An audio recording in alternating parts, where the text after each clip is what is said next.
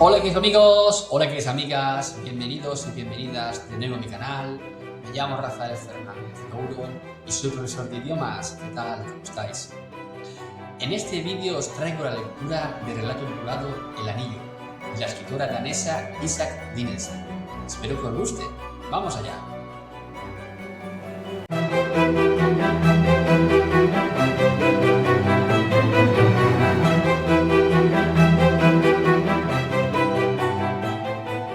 El Anillo, un relato de Isak Dinesen. Una mañana de verano, hace 150 años, un joven hacendado danés y su mujer salieron a dar un paseo por sus tierras. Hacía una semana que se habían casado. No les había sido sencillo casarse, ya que la familia de la mujer pertenecía a una clase social más elevada y rica que la del marido. Pero los dos jóvenes, ahora de 25 y 19 años, se habían mantenido firmes en su propósito durante 10 años. Al final, los orgullosos padres de ella habían tenido que claudicar. Eran maravillosamente felices. Los encuentros furtivos y las llorosas y secretas cartas de amor pertenecían ahora al pasado. Se habían unido ante Dios y ante los hombres. Podían ir del brazo a la luz del día y viajar en el mismo carruaje, y pasearían y viajarían de este modo hasta el final de sus días. Su lejano paraíso había descendido a la tierra y se había revelado sorprendentemente lleno de cosas de la vida diaria, con bromas y gracias, desayunos y cenas, perros, heno y ovejas.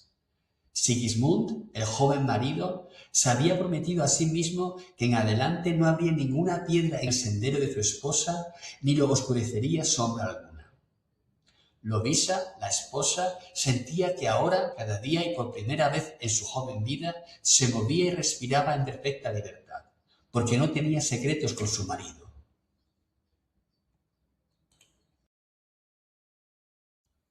Para Lovisa, a quien su marido llamaba Lise, el ambiente rústico de su nueva vida era motivo de asombro y placer. El temor de su marido de que la existencia que podía ofrecerle no fuese bastante buena para ella, le llenaba de risa el corazón. No hacía mucho tiempo que había jugado con muñecas. Como ahora se peinaba, revisaba el armario de la ropa blanca y ordenaba sus flores ella sola, vivía otra vez una experiencia amable y encantadora. Una lo hacía todo con gravedad e interés. Sin embargo, sabía que estaba jugando.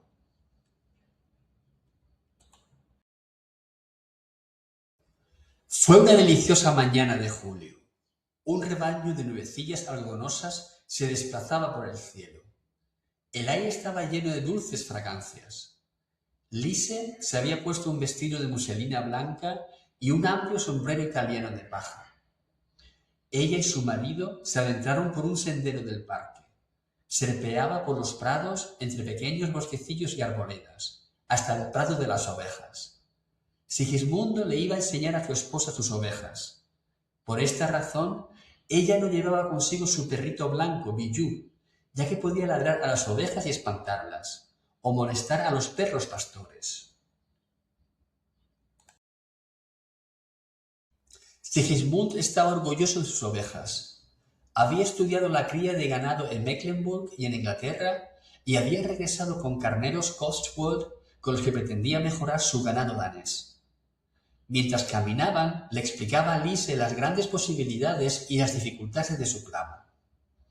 Ella pensaba, qué listo es, qué cantidad de cosas sabe. Y al mismo tiempo, qué persona más absurda es con sus ovejas. Y qué niño, son 100 veces mayor que él.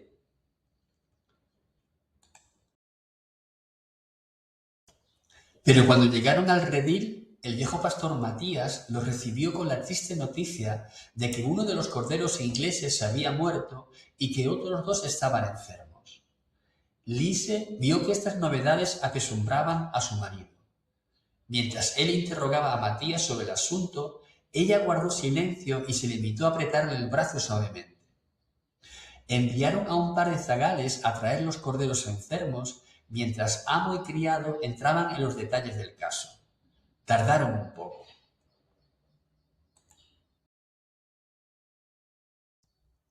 Lise empezó a mirar en torno suyo y a pensar en otras cosas. Por 2 veces sus propios pensamientos la hicieron ruborizarse intensa y felizmente como una rosa. Luego, el rubor se le fue disipando poco a poco, mientras los dos hombres seguían hablando de las ovejas. Después, su conversación atrajo la atención de ella. Había derivado hacia un ladrón de ovejas. Este ladrón, durante los últimos meses, había entrado como un lobo en los apriscos de la vecindad. Mataba y se llevaba sus presas como un lobo, y como un lobo se marchaba sin dejar rastro alguno.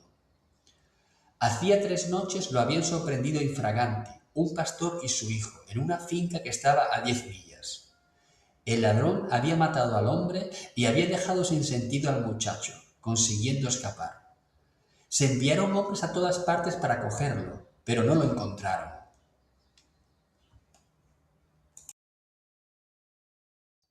Lise quiso saber más sobre el horrible acontecimiento, y para satisfacerla, el viejo Matías lo contó todo otra vez. Había habido una larga lucha en el aprisco. En muchos sitios, el suelo de tierra estaba manchado de sangre. En la lucha, el ladrón se había roto el brazo izquierdo.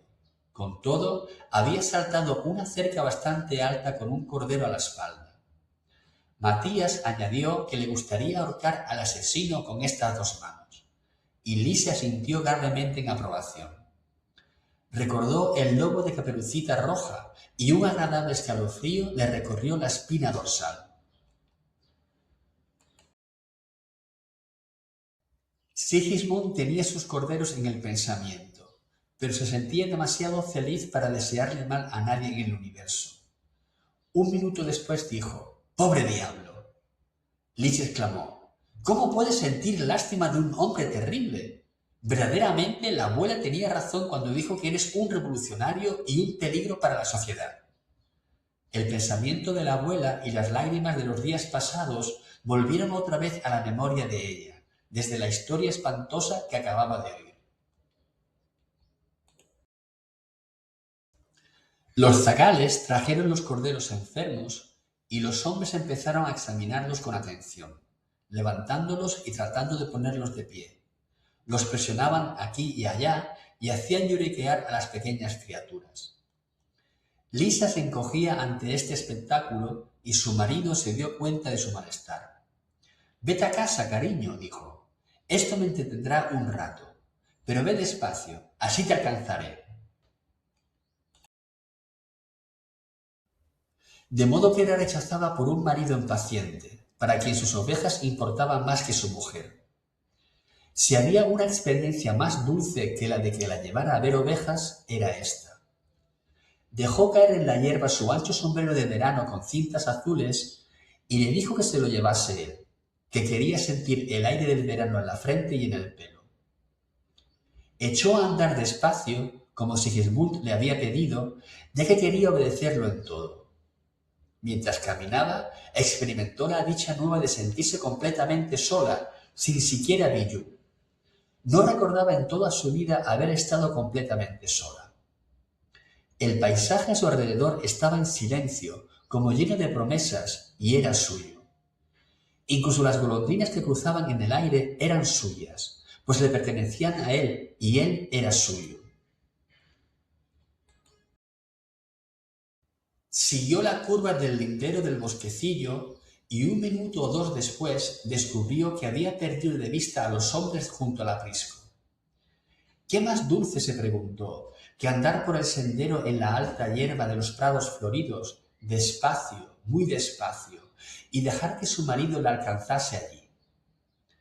Más delicioso aún sería, pensó, entrar furtivamente en la arboleda y desaparecer, desvanecerse de la superficie de la tierra de él cuando, cansado de las ovejas y deseoso de la compañía de ella, asomase por la curva del sendero con ánimo de alcanzarla. De pronto le vino una idea. Se detuvo a pensarla. Hacía unos días su marido salió a dar un paseo a caballo, y ella no había querido acompañarlo. Se había quedado a deambular con Bijou a fin de explorar sus dominios. Entonces Guillou, correteando, la había llevado directamente al bosquecillo. Lo había seguido, abriéndose paso suavemente entre los arbustos, y había descubierto en medio, de repente, un calvero, un espacio estrecho como una pequeña oquedad, con cortinaje de espeso verde y dorados brocados, lo bastante espacioso como para que cupiesen 2 o 3 personas. En aquel momento le había dado la impresión de que entraba en el corazón mismo de su nuevo hogar. Si lograba dar con ese sitio otra vez, se quedaría completamente quieta allí, oculta de todo el mundo. Sigismund la buscaría en todas direcciones. No podría comprender qué había sido de ella durante un minuto, durante un breve minuto. O quizá, si era lo bastante firme y cruel, durante 5. Se daría cuenta del vacío, de lo insoportablemente triste y horrible que sería el universo cuando ella no estuviera ya en él. Observó con atención el bosquecillo a fin de localizar el acceso al escondite y luego se internó.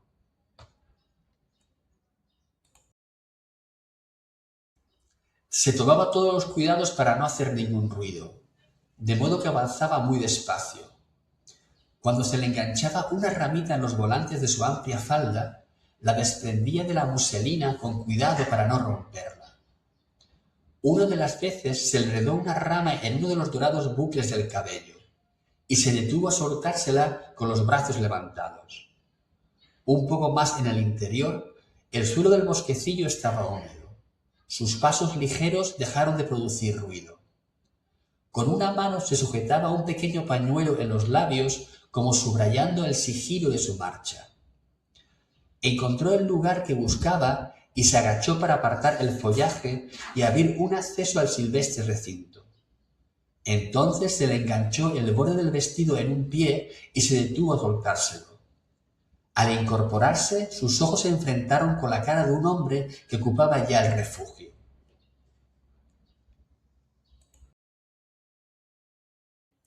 Estaba de pie, a 2 pasos. Sin duda había estado observándola mientras ella se abría paso directamente hacia él. Lise lo abarcó con una simple mirada. Tenía la cara contusionada y arañada, las manos y las muñecas manchadas de una suciedad negruzca. Estaba vestido con harapos, descalzo, con andrajos enrollados en torno a los tobillos desnudos. Los brazos le colgaban a ambos lados, y la mano derecha apretaba el puño de un cuchillo. Tendría la edad de ella. El hombre y la mujer se miraron. Este encuentro en el bosque transcurrió de principio a fin sin que mediase una sola palabra. Lo que sucedió solo podría expresarse con una pantomima. Para los 2 actores de dicha pantomima fue eterna. Según el reloj, duró 4 minutos. Lise jamás se había expuesto a ningún peligro. No se le ocurrió evaluar su situación ni calcular el tiempo que podrían tardar en venir su marido Matías, a quien en este momento oía gritarles a sus perros.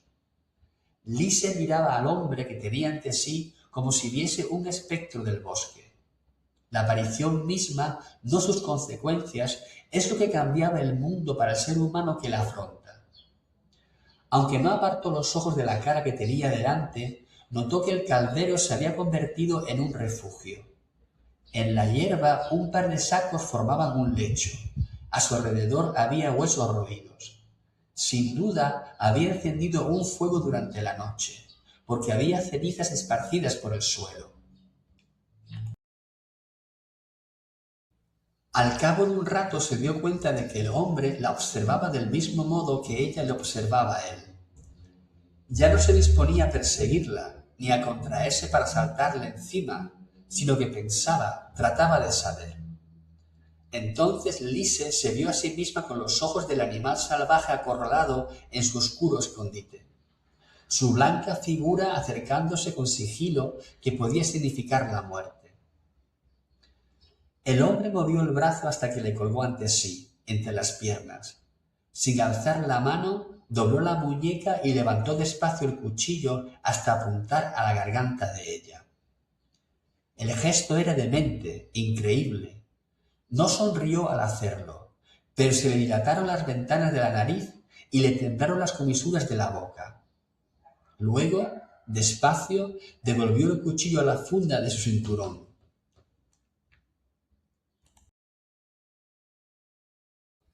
Lise no llevaba ningún objeto de valor encima, solo el anillo de casada que su marido le había puesto en el dedo en la iglesia hacía una semana. Se lo quitó y con el movimiento se le cayó el pañuelo. Le tendió la mano con el anillo. No se lo daba a cambio de su vida. Era valerosa por naturaleza, y el horror que este hombre le inspiraba no era por lo que le pudiera hacer. Le ordenaba, le suplicaba que desapareciese como había venido, que le ahorrase a su alma la visión de su espantosa figura que no debería estar allí. En su gesto mudo, su cuerpo joven tenía la grave autoridad de una sacerdotisa conjurando a un ser monstruoso mediante un signo sagrado. Lentamente el hombre extendió la mano hacia ella. Su dedo tocó los de Lise, cuya mano soportó firme ese contacto. Pero el hombre no le cogió el anillo, y al soltarlo ella cayó al suelo igual que el pañuelo. Los ojos de los dos lo siguieron un segundo. Rodó unas pulgadas hacia él, y se detuvo ante su pie descalzo. Con un movimiento apenas perceptible, el hombre lo alejó de un puntapié, y volvió a mirarla a la cara. Así permanecieron no sabía ella cuánto tiempo, pero sintió que durante ese lapso sucedió algo. Las cosas cambiaron.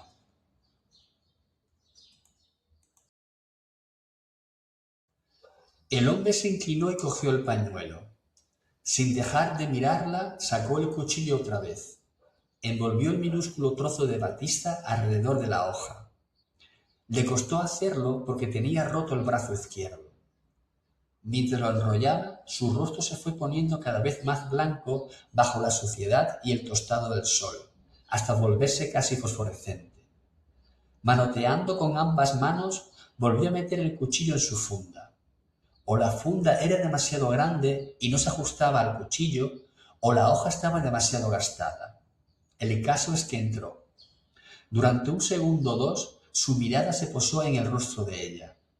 Luego alzó el rostro un poco iluminado todavía por aquel extraño resplandor y cerró los ojos.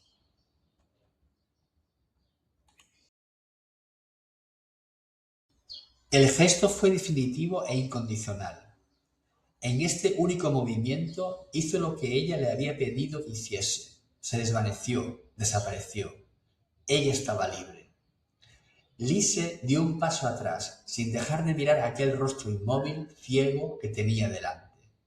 Luego se agachó, como había hecho antes para entrar en el escondite, y se fue sigilosamente como había venido. Una vez en el exterior del bosquecillo, se detuvo y miró en torno suyo buscando el sendero del prado.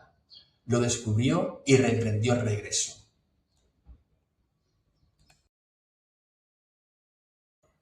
Su marido aún no había dado la vuelta al lindero del bosquecillo. Ahora la vio y la llamó alegremente. Apretó el paso y se unió a ella. El sendero aquí era tan estrecho que él tenía que caminar detrás de Lise sin tocarla. Empezó a explicarle lo que había pasado con los corderos. Ella iba un paso delante de él y pensó: todo ha terminado. Al cabo de un rato, Sigismund se dio cuenta de su silencio, se acercó, la miró a la cara y dijo: ¿qué te pasa?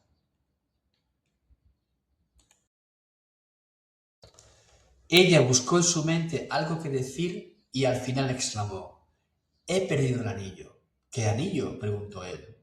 Lise contestó: el anillo de casada. Al oírse su propia voz pronunciar esas palabras, comprendió su significado.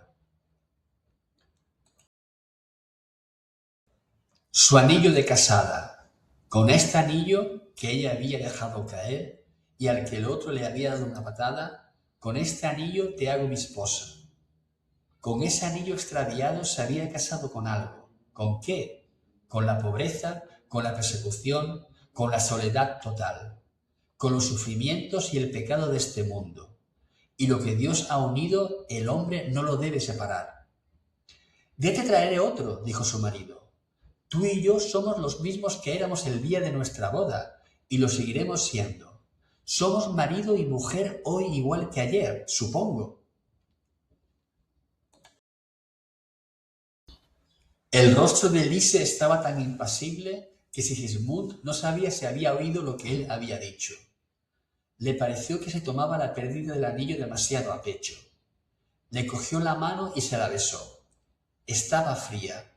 No era exactamente la misma mano que él había besado la última vez. Se detuvo a fin de que ella se detuviera con él. ¿Recuerdas dónde lo llevabas por última vez?, preguntó. No, contestó ella. ¿Tienes idea?, preguntó él, ¿de dónde puedes haberlo perdido? No, contestó ella, no tengo la menor idea. Bueno, este fue el relato. Curioso, ¿verdad? Espero que os haya gustado. Esto ha sido todo. Hasta el próximo vídeo. Cuidaos mucho. Adiós. Chao.